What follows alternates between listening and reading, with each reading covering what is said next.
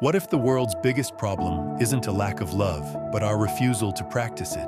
Everyone wants to be forgiven. Very few are willing to forgive.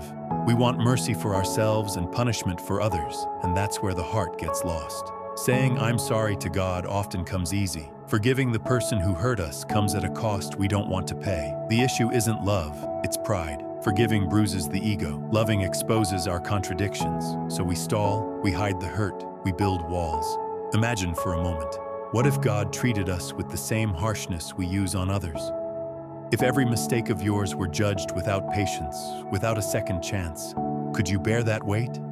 That's why we beg for grace for ourselves and refuse it to our neighbor. Resentment looks like strength, but it's a prison. It doesn't fix the past. It eats away at the present. Forgiving doesn't mean saying "it was okay." It means deciding that this will no longer control your life. Forgiveness doesn't erase the pain, but it cuts the chains that keep you bound. Loving others starts at home. It begins by learning to look at yourself honestly. Not with pride, not with self-pity, but with responsibility. Who doesn't forgive themselves ends up taking it out on others. Who doesn't know themselves cannot truly give of themselves. We live contradictions. We preach love and then act with hatred. We sing verses on Sunday, and by Monday we judge, exclude, condemn. Pretty words don't change lives. Practice does. True love is not convenience. It does not love only those who agree with us. It doesn't wait for payback. It chooses to love even when it hurts. Forgiving doesn't excuse the wrong. It prevents the wrong from ruling your heart. Now imagine this. If the world decided to love like Jesus loved, not out of religious duty, but by a human choice for dignity and mercy, what would change? Even those who don't believe would feel the impact. Less vengeance, less noise, more rebuilding. It may sound idealistic, but the result is realistic.